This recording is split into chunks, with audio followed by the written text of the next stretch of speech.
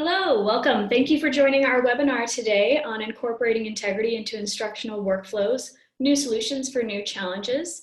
We're very excited to have you today and welcome you to join us. We're going to give it just a minute to let everyone join us in the room, and then we'll go over some housekeeping notes. So while you're joining, feel free to introduce yourselves in the chat. You'll find the links for the chat at the bottom. We'd love to say hello. Great, looks like people are joining. Wonderful, so happy to have you all here. All right, fabulous. All right, well, let's go ahead and get started. We have a lot of really great content to cover today. So Mark, if you can take us to the next slide, we will go ahead and do a quick bit of housekeeping before we get going. So this webinar is being recorded. We will be sending that recording out to you. We would love to answer any questions you have. We want to make sure that this is informative as possible, so please answer your questions in the chat or in the Q&A. We'll have folks manning the chat as we move along, but also have some time at the end for question and answer. So if you want us to review anything, we definitely have dedicated time for that. Go ahead into the next slide, please.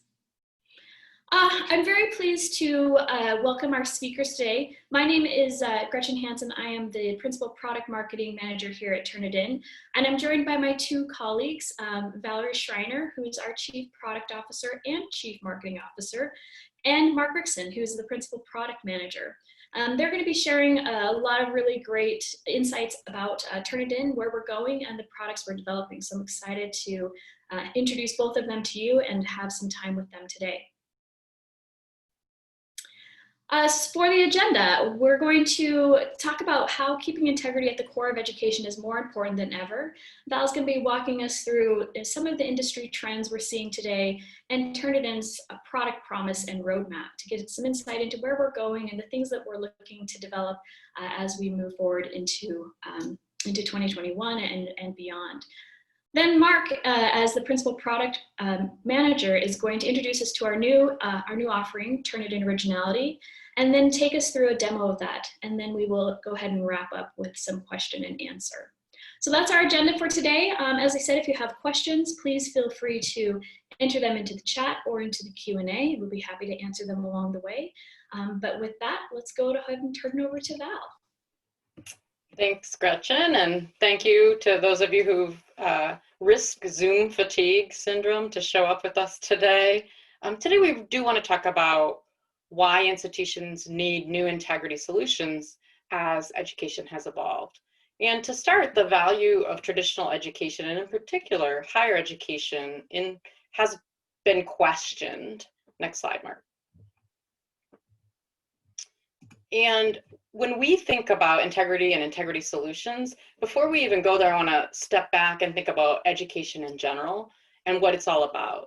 So when we think about education, Turnitin believes that trust is at the heart of it. And the reason I say that is when you think about a credential or a diploma that's awarded, there's trust at the basis of it. So if you look at the student whose name is on the diploma, and what that diploma says is that that student did the work. They did it themselves. They did it to the extent that they achieved a certain level of learning outcomes. And they're moving on to the next phase of their life, whether that's moving from secondary education to university, or from undergraduate to postgraduate, or from either of those into a workforce. The student has done the work. They've achieved certain skills. When you look at the people who sign the diploma, the instructors, the deans, they're signing off on the idea that the student was provided with a good education, that the work was, again, done by the student, accurately measured by the people who taught them. And that measurement is against other students who were in that educational process at the same time. So the instructors and the deans and the administrators help the student to achieve the learning outcomes. And then finally, the other group that's on that diploma is really the institution in big letters, right? The institution's name.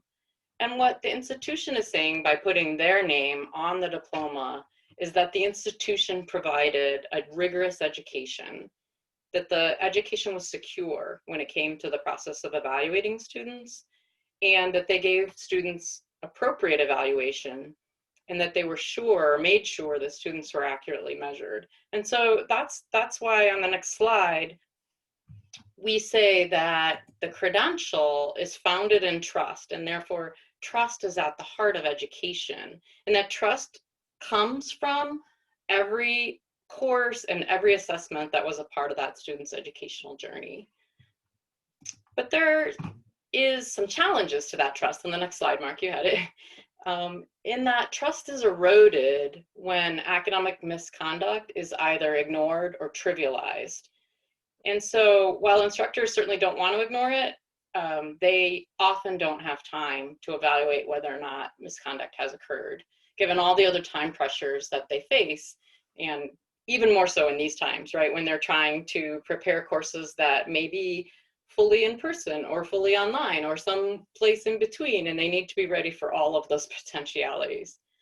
So during all of this, as we've worked with institutions and observed the pressures that instructors are under, we've also seen that the methods and the sophistication of misconduct have been evolving, from things like simple copy-paste plagiarism to more complex text manipulation, to use of technologies that provide synonym substitutions, to patchwork or mosaic construction of writing, and even contract cheating, where a student can farm out their entire work product to an essay mill.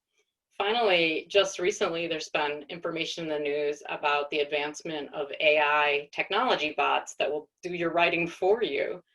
So while instructors may have gotten some training when they got their teaching degree about how to look for academic misconduct, we've found that they don't have adequate professional development or ongoing training to help them identify what misconduct looks like today. As a result, the instructors are often left to what is really just their gut feeling about whether or not the student did the work, and that might not be equitable. And so on the next slide, we really believe that Turnitin is uniquely positioned to help with this challenge.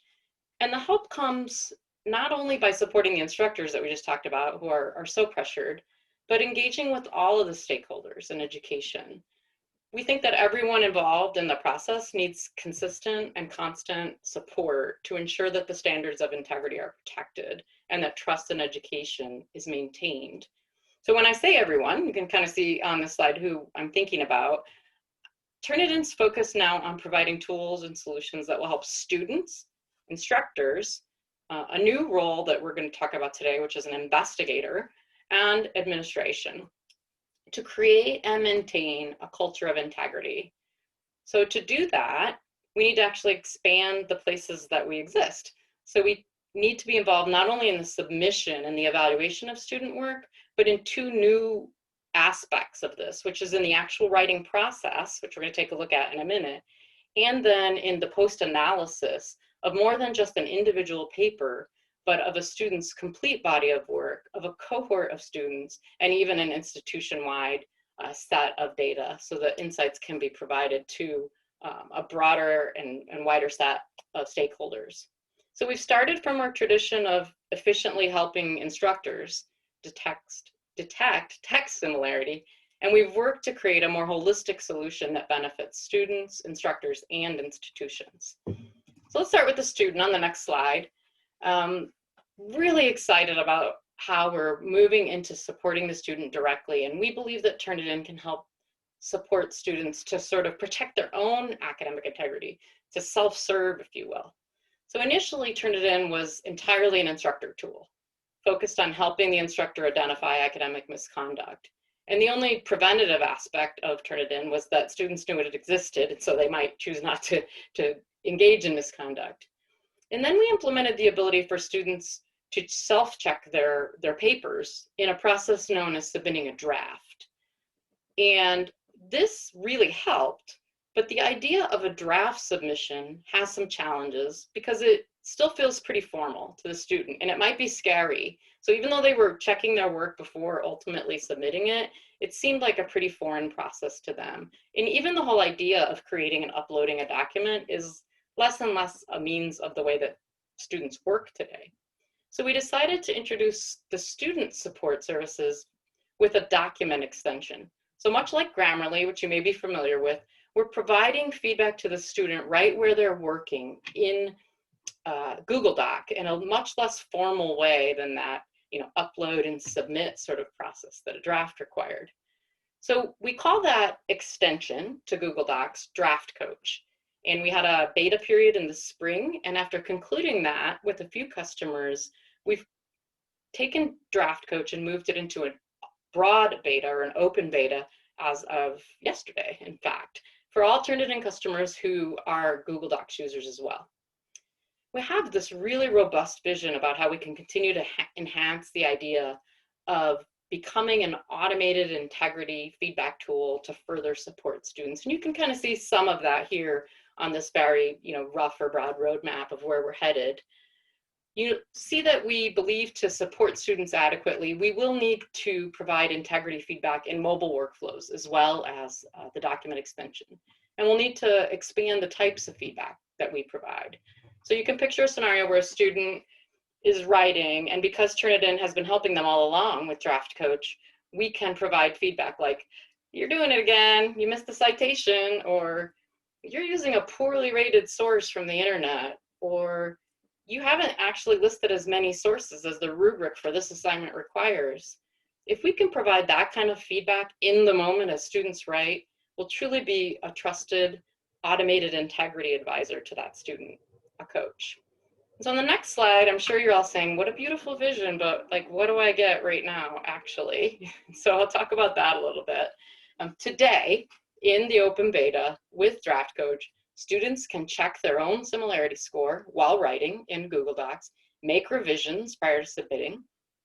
And with our brand new citation service, students can check the existence and formatting of their citations as well. And we think that really elevates the whole conversation for the student to not just be about a score or text similarity, but on making sure that they're engaging with ideas, with other people's work, and appropriately giving credit when credit is due. So the early feedback of us supporting the student directly has been really, really strong. You can see some of it here. And you can learn more about trying it out yourself if you follow the link that my colleagues will put in the chat for you. On the next slide, you'll see, of course, in addition to helping support the student, we are going to continue to improve in our ability to support the instructor so that they can fairly assess work. So we've added a number of new capabilities to help instructors easily screen out false positives in similarity reports and to understand when misconduct is occurring that they might not otherwise have seen. So there's something we're calling panels in the similarity report that provide focused insights that instructors have asked for to help them do their jobs more efficiently. I'm not going to get into the details now because Mark's going to show you some of this, but by providing this information directly integrated into the instructor's kind of preferred assignment workflow, we assure that that process of checking for misconduct is as efficient as possible and not one more thing they have to do or one more system they have to log into. And the goal on the next slide of all of this work is really about helping instructors to feel more confident, not just operating on gut instinct, that students are engaging with their work so they can spend less time on small issues of integrity and really spend time where students need a lot more help, either because they're struggling with the curriculum, because they've not taken the time they need time management skills, really just focusing in on the thing that will allow these students to obtain their learning goals. So not the focus of today's presentation, but I do want to mention that we've also included the ability for instructors to check programming code, which is a very different methodology than text, but is increasingly important component of a growing number of programs and something that instructors often don't know how to evaluate for integrity. In today's environment with COVID, there's certainly a lot more remote work than in the past. We've seen our usage grow exponentially, a lot more digital work.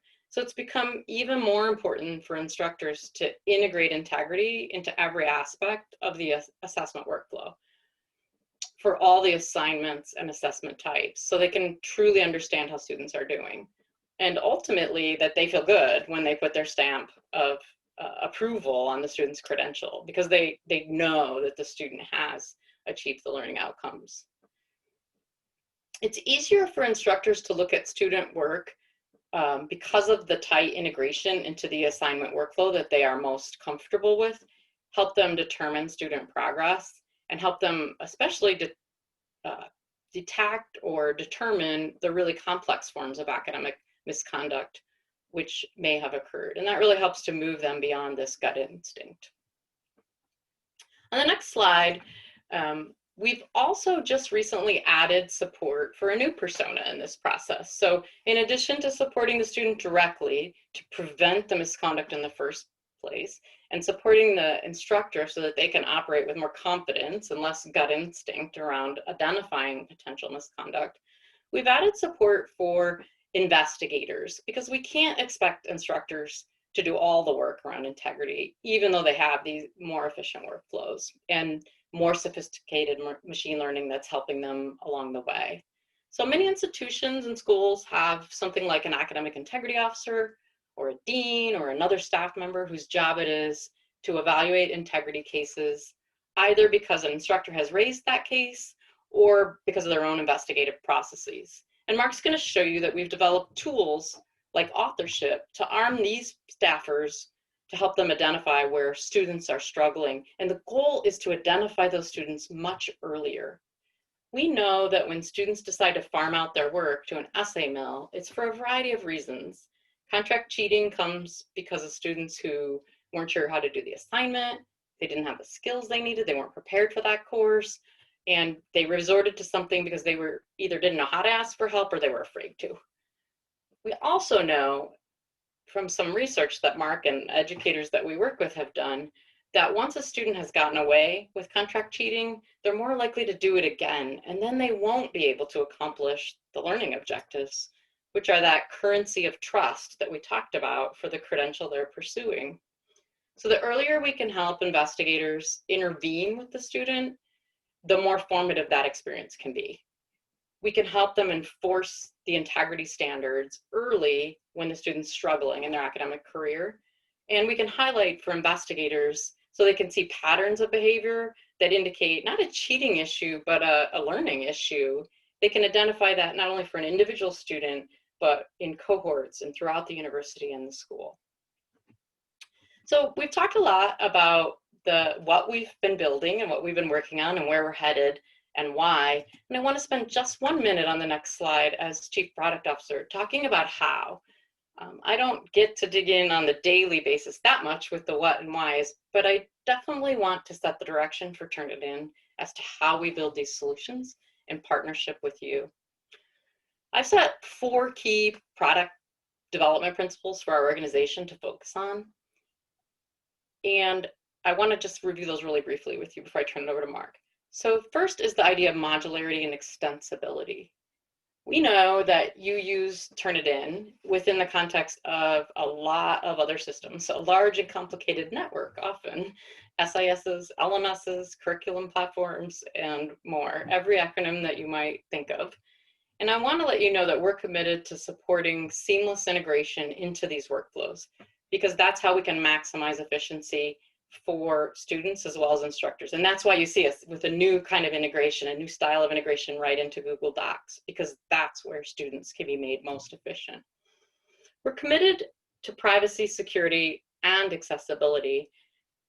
I've been in EdTech for a really long time, and I know that each one of these things is important, not only from a compliance perspective, but to give you confidence in using our solutions that they're going to be accessible and safe for all of your users. So we meet the highest standards, including security and privacy standards like SOC, GDPR, and accessibility standards like WCAG. And we employ third-party evaluators to make sure that we're really compliant. That was just not just us saying that we're good. I can tell you, after being in EdTech as long as I have, that Turnitin's commitment to and delivery of the highest level of privacy, security, and accessibility is a really important reason to do business with us. The third thing is user experience and design in an excellent way. And while privacy, security, and accessibility, I feel very strongly we can make the statement that we are there and we are the strongest in the market, this is an aspirational goal for us. We are working very hard to design our new solutions from the ground up with excellent design principles that make our products not only usable and bring that efficiency that we just talked about, but even delightful. We had one instructor comment in a tweet that particular product that we brought to market made grading fun. And I think that's a pretty hard goal, but if we can get to where making grading or the identification of academic misconduct is fun, I think we will have accomplished something major. Finally, in an era of concerns around what social media platforms might be doing with your data, I want you to know that Turnitin is 100% committed to you maintaining control of your data. So what that means is that when your students submit papers, they're stored and compared in the way that you as an institution have designated. So if you want to only compare to other students in your own school, that's how it works. If you want to compare to a larger set of schools like a consortia, then that's how it works. If you want to have the benefit of comparing against a global student paper database, then that's what we'll do. It's your data, it's your choice. It also means that any of the data that results from the analysis we're doing is yours. We'll never hold it hostage or charge you to get reports or ask you to pay us for the insights. We're only going to collect as much as we need to provide the insights that you want. We're keeping that data only with your permission, and we'll delete it upon your request. And I think that's just super important so that in the same way that education has a currency of trust, that Turnitin and you as an institution can have trust as well. So with that, I'm going to turn it over to the good part and ask Mark to take you through some of these new solutions in a lot more detail. Thanks, Val. I'm really excited to talk to you all about Turnitin Originality. It's been a long effort that we've been working on, and we believe that it is the new standard in academic integrity. And the reason why is the following items, which is we are addressing emerging trends. As Val mentioned, contract cheating is becoming more problematic, as well as code plagiarism among students.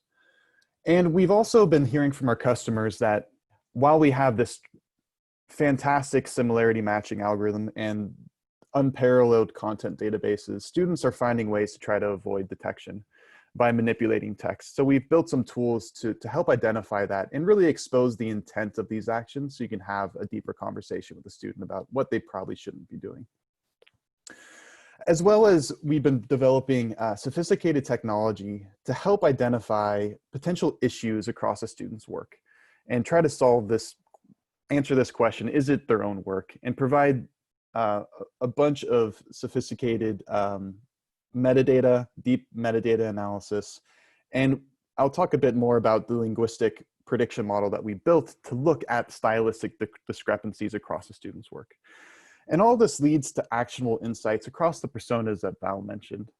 So for students, address the problems before they turn it into their instructor so they can feel and rest assured that they've done their best to avoid any potential issues, fix any of the citations that they may have missed. And instructors to help them feel more confident that they've identified something that they really need to report. And to this new persona, the investigator, to provide them with the tool set so they can take action against more egregious cases of academic misconduct, such as contract cheating and code collusion. And plagiarism has evolved over the years. Plagiarism has always occurred. It's just become a lot easier to engage in this type of behavior with the rise of the internet in the early 2000s and all of the amazing content that's been made available. So the copy and paste plagiarism to collusion, students working too closely together or taking work that's already been produced. And unfortunately, there's also research misconduct where there's plagiarism of published research. And what we've seen as well is with the rise of e-commerce, and it makes it possible for there to be a global marketplace where you can hire work out to basically anybody in the world, provide payment and get that work done. And that's really what's happening with the contract cheating industry. And just for those of you who are not familiar with that term, it's in reference to when a student engages in the type of behavior where they hire someone to do the work for them, and then they turn that work in as if it was their own. And if you are not familiar with this, all you have to do really is just search Google for "write my essay," and you'll find a bunch of these sites. And lastly, with the major industry demand for computer science skills, computer science programs across the world are just the amount of students trying to major in these classes are increasing significantly, which means that the class enrollments are increasing, and it makes it much harder for TAs and instructors to deal with students maybe sharing too much or working too closely together. And that's where we provide our code plagiarism as well, to address that, that instance when students are working a little bit too closely, and it allows you to have that conversation to really make it clear what is too much sharing and how much of their work needs to be original. So we have our content databases, and we identify matching text to that content to provide our similarity reports that you're all pretty familiar with at this point. And what we've heard from our customers is students are doing things to try to circumvent detection from our system. An example of this is they will take screenshots of the text, paste it into their document, and then add a bunch of white text to the end of the document and in a very small font, and you won't be able to detect this. It's almost impossible to detect that. And it just looks like there's no matches. So we've built mechanisms to identify when a student has tried to manipulate the text or manipulate a document to not have similarity matches, and we expose that as well. So we have unparalleled content databases. We have our own proprietary internet crawler that we also supplement with Bing as well to make sure that we have up-to-date content that we are matching against. And we have exclusive agreements with some of the top publishers in the world.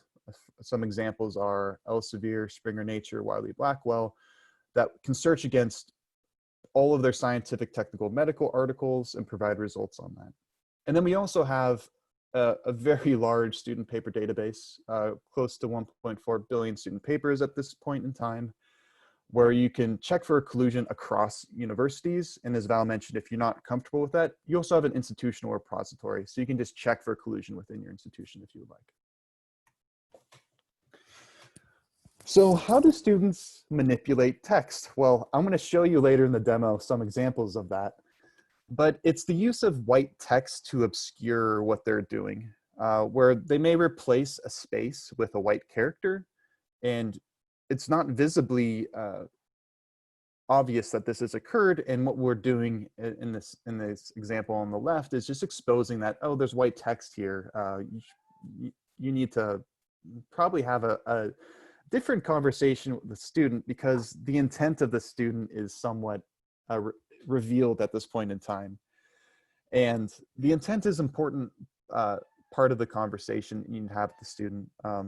It may be much different if they missed a citation. That could be just a learning opportunity. They may just not know how to cite appropriately.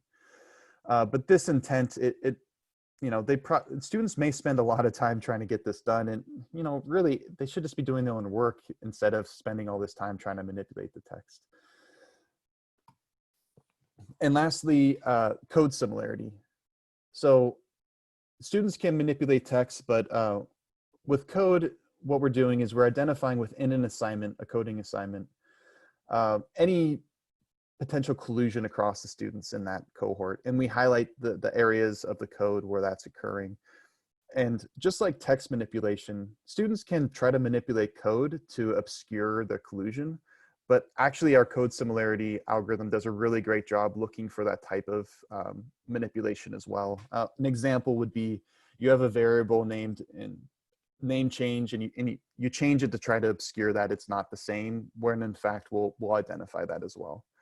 And so this makes it really easy for a very large computer science course to take action on when there's collusion, and have the evidence to talk it through a student why they shouldn't. What's too much sharing? We've been working with institutions around the world for the past 3 years to try to understand how are they dealing with this growing problem of contract cheating.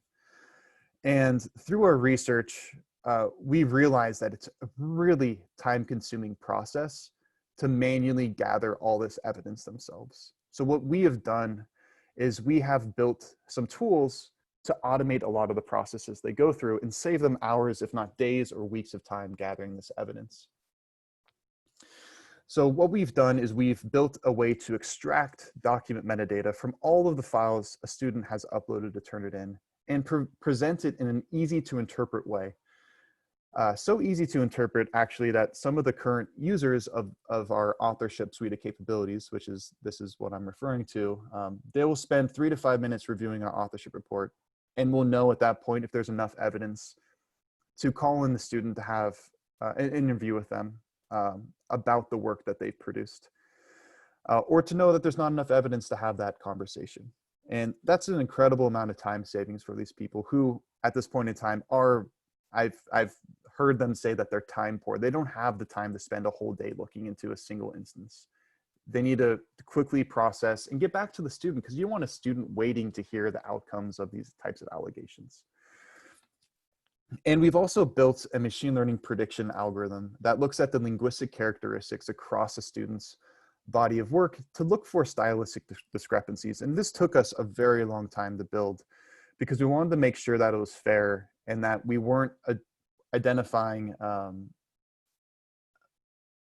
students that fall into an at-risk group, or just, we didn't want to bias a certain group. So we spent a lot of time making sure that it was fair of what type of language that we were looking at across all of the student work that we have.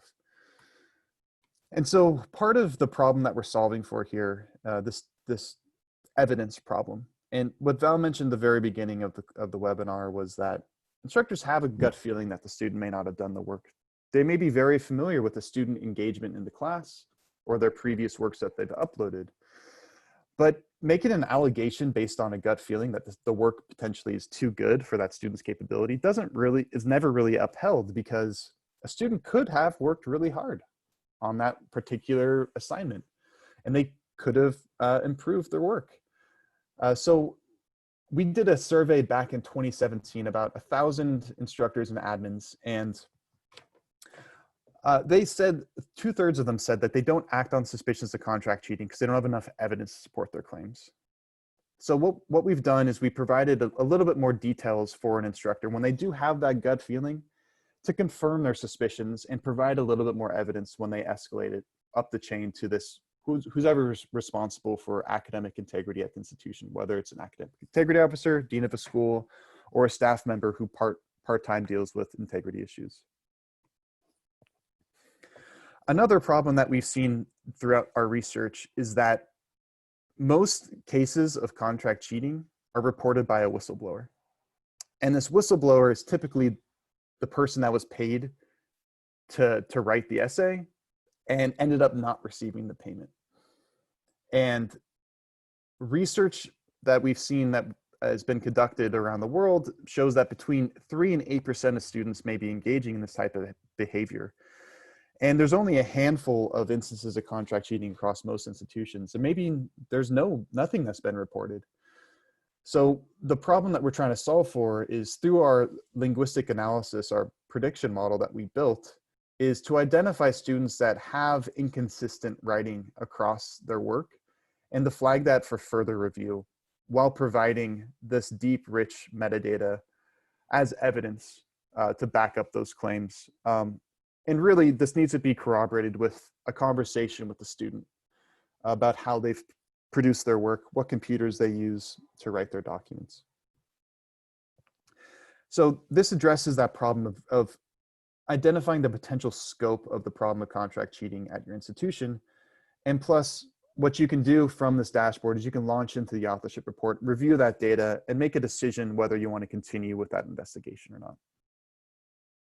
And as Val mentioned, we really want students to be identified early on in this process, because research does indicate that students who do this once typically do it again. They are repeat offenders of this type of behavior. And you want to address this behavior as soon as possible, because it needs to be addressed and students need to know why they shouldn't be engaging in this type of behavior, and that there's support systems at the institution to help them if they're struggling. So what I've basically covered is that there's a lot more data points that we're providing, and these data points are aggregated into these reports to review potential issues across student work. And we build this up into higher level insights, so you can have knowledge about across your institution where there's potentially problems that need to be addressed. And this all comes up to this idea of using all this information to gain wisdom about what's going on at your institution and what steps you need to take to proactively deal with some of these problems. Does that mean you have to change the policy? Does that mean you need to address this with students more actively? And so what we're trying to do is we're trying to provide as much information as possible in meaningful ways for you to interpret and understand where you need to spend more time at your institution. So Turnitin Originality really addresses all the different severity levels of potential misconduct. We have a very safe place for students to work now. And what's great about this, it's where they compose their work. So right now it's just Google Docs, but we're also working on a Microsoft Office integration as well for Microsoft Word, because we know a lot of students work in there as well. But students can check for plagiarism, make sure that they address any potential issues. And that's something that they can do. And we had some Ohio State students come to our office last year, I believe, to sort of talk to us about the industry, the tech industry. And I asked the question of, what do you think about Turnitin? And they say, you know, it's somewhat scary to use it sometimes because I don't know if I made a mistake. And so this really addresses that problem. It gives them a safe space to work through any issues and feel more confident when they turn it in and not be afraid. So instructors can evaluate the work as well to see if there's any potential plagiarism in the work, that they will have a conversation with the students to inform them about the policies, or just think of it as a learning opportunity as well if there's a gap in knowledge. But once you get past that point, intent becomes more and more of a problem when students are trying to manipulate text, or if they hire someone else to do their work for them. So we want to support instructors to address these issues and identify when they could be occurring, all the way up to the academic integrity officer, who can conduct a further investigation to look across all of the students' work.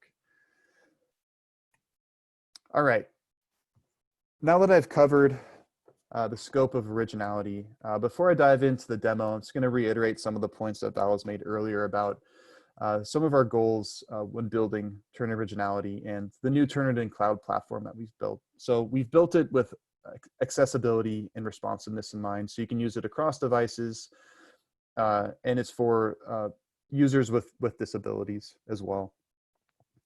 And in the time of remote learning and the exponential growth of remote learning, a cloud platform is much more scalable and reliable, and we really need to ensure that we have high service uptime so that during peak assessment periods, our system is as reliable as anything else that you're using. And we do have AWS service centers around the world now. We have one in California, Sydney, Australia, and Frankfurt, Germany, with one in Canada in progress at the moment. And we are GDPR and SOC 2 compliant, which makes us very secure and follow the privacy standards from around the world.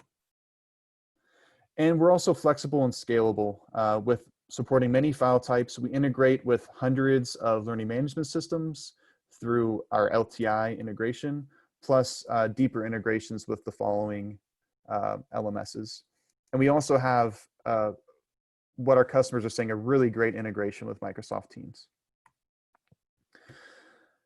So for the demo today, I'm going to walk through how students can create and compose their work with feedback from Turnitin, how they can upload that and instructors can review that work while they're grading and providing feedback, and how an institution can gain additional insights for potentially more problematic issues such as contract cheating.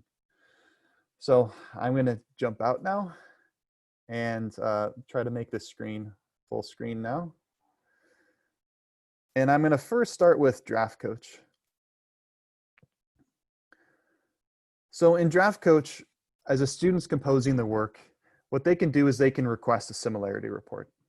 And it's just the similarity report that you're all familiar with, where I can see all the different potential matches across the to other content. So we have an internet content match here. We match to some institutions, and I can review this as a student to see, where I should fix any potential issues or where I need to cite my work better. And I can see maybe I've done a decent job paraphrasing, but there's still quite a bit of a match here that I need to address. And I can run up to 3 similarity checks. So if I actually wanted to view it how in another web page, I can also launch out to the full report there. That may be a little bit more interactive than what we have in Google Docs. But I can also get some citation information as well. So I can see how many citations I've left throughout the document and how many references I've used and what format those citations are in. So this will give me a quick check to make sure, okay, well, I was supposed to have 8 references. So I've checked that off. I've met that requirement for the assignment. And it is supposed to be an APA format good. So I've met that requirement too. But, oh, what are these other issues here? Oh, I guess I've left 2 citations that haven't been referenced. Well, I better make sure that I reference those sources that I used and add them to my reference list so I can maintain proper scholarship. And I can also check to see all of my references in one view to make sure that I've, where have I cited this in my work as well, just to quickly review that. And so this helps me address the problems that I may, be deducted points for if I were to turn an assignment where I forgot to reference certain citations that I've made. And I can address any of the similarity issues that have occurred while I was composing my work. All right, moving on to the instructor now. And hopefully I haven't been logged out. There's a lot of new Turnitin Originality functionality that's been made available to, oh, wrong one here. Let me jump over here. That's available now as new side panels within Feedback Studio. Okay, let me find a good example here. All right, that's the one I'm looking for. So we have 2 new side panels that we're exposing within Feedback Studio in the document viewing interface for instructors. And this is only for instructors at this point. We have what we're calling flags panels. So these are areas that we believe you should review. We want to call your attention to these issues. So the first one is hidden text. So what's happening here in this document is a student has replaced the spaces between words with white characters. And you really can't tell that this has happened. It's really hard to do this. And we spoke with one instructor who actually downloaded every single paper their student has uploaded, would open it up in Word and change the color of the font to black to expose this type of intent by the student to circumvent similarity detection.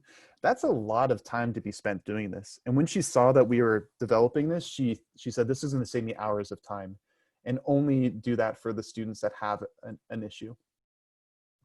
So we identify hidden text, but we also identify when there's replaced characters. And once again, I'm going to remove the highlights.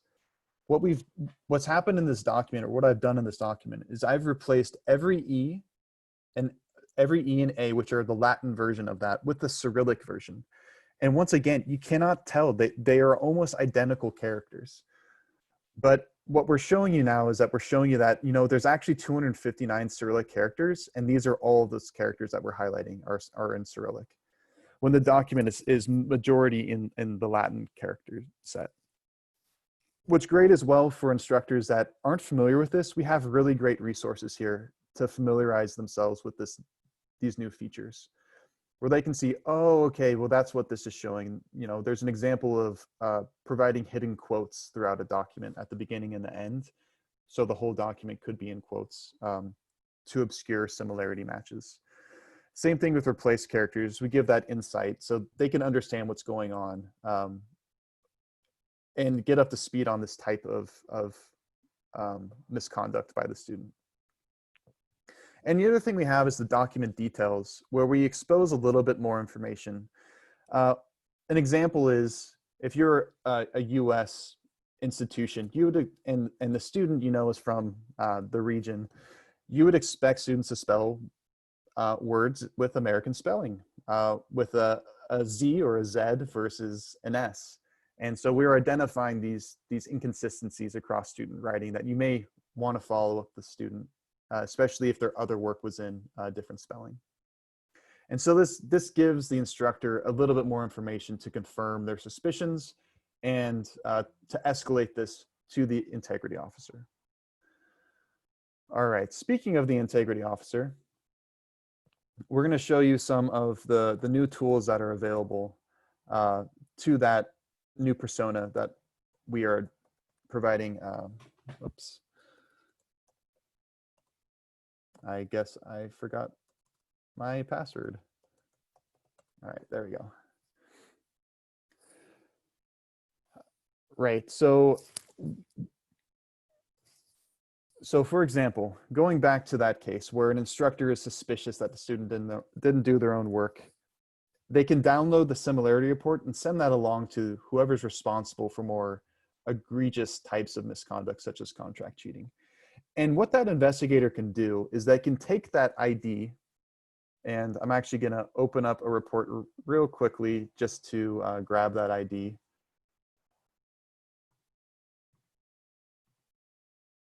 I'm not going to review the report too much just because we do not want to expose too much information about what types of evidence we are pulling from student work. For example, all of our guidance is not publicly available, it's private, and you need a link to it from being logged into Turnitin, because we don't want these SMLs to be aware of what we're doing, so they can start changing how they produce this work. So what this investigator can do is they can get that paper ID that was sent to them as part of that similarity report by the instructor. And what they can do is they can pull up all the work that student has uploaded to Turnitin. So I can say, okay, well, this is the student. Let's take a look at all the work they've uploaded. And what I can do is I can select all of this work to generate an authorship report. And what that does is that we use natural language processing to break down all the linguistic characteristics of each piece of writing that the student has turned into our system. And we can understand all the differences across the student's writing and make a probability prediction of how inconsistent that student's writing has been. And we make a recommendation for further review when that's been met. So I'm going to create the report, but I'm not going to show you it, just as I mentioned earlier, we don't want to expose that information. The other thing I want to show you is the risk assessment dashboard. Now, this is all our test information. This is not real student data. But what we are doing is we're flagging any student's work that's above a prediction probability of 0.57, or students that have two or more document metadata flags. And I'm not going to hover over this, but if you hover over the flag, it will tell you what the student's being flagged for. And what I can do now is I can kick off investigations by reviewing this work. And I can only look at students that I may have time for. So critical students, we believe there's likely evidence that the student may not have authored all the work. We also have students that meet that high threshold of the probability. And this allows an institution where if they don't have the resources, they can just focus on the students that likely have more evidence than others. And one other caveat to this is that we are only making predictions on English language submissions. But if we are not making a prediction, for example, we can still provide value to non-English language customers by providing these document flags, which will reveal inconsistencies across the student's document metadata. All right, that is the demo. And I am going to hand it off to Gretchen now for questions. Thank you, Mark. Thank you, Val. That was really great. We've had lots of questions coming through. So please go ahead and take this time to enter in any additional questions you have. I think we have pretty much kept up with most of the questions in the Q&A area. I did want to just reiterate one or two things that came up a couple of times, just to make sure that the whole group was familiar with them. One of the questions that we kept getting was, are these features going to be available in what I have with Turnitin today? And I would advise you to reach out to your account manager on that so that they can do a special demo for you and make sure that you're getting all the features that you need. But I am going to post in the link, the chat, a website where you can go and get more information, and that will help you to get a little bit more detail about Turnitin Originality. Another question we got was about integration and whether you would need to reset up your integration with your learning management system. And for the most part, you would not. It's going to be a simple, simple flip of the switches on the back end to make sure that works. But again, when you're chatting with your account manager, just be sure to raise that question and they'll be able to identify if there are any additional steps or things that need to happen there. But it should be pretty seamless for you. Let's see if we have any other questions that have been coming in. One of the questions, Gretchen, was just digging in a little on how do we identify contract cheating, Mark, if, without having actual essays. And I think you've probably gone through that, but maybe just kind of a summary about how the system thinks about identifying contract cheating without having the exact match from an essay mill, Yeah. So we don't identify contract cheating, just like we don't identify plagiarism. It takes human judgment to understand that. And for most institutions that we've been working with, it's not, they typically look for beyond a balance of probabilities of evidence. So does the evidence prove beyond a balance of probabilities that the student may not have done their work? And there's a lot of ways institutions are doing this. They may interview a student about the work and ask very detailed questions about the work. And if the student can't answer that, then, beyond a balance of probabilities, they probably didn't do that work. And so what the evidence we're providing allows you to ask the student very pointed questions. And we do believe the evidence we provide should be corroborated by the student and an interview with the student. But it does take human judgment to determine this. And there's a lot of experts out there in the world that are really keen on providing guidance on this. And they would be happy to talk to you about how they identify contract cheating, what their processes are. And I don't know if my information is there, but I'm happy to get you in touch with them because they're really open to having these types of conversations and helping support other institutions start dealing with this problem.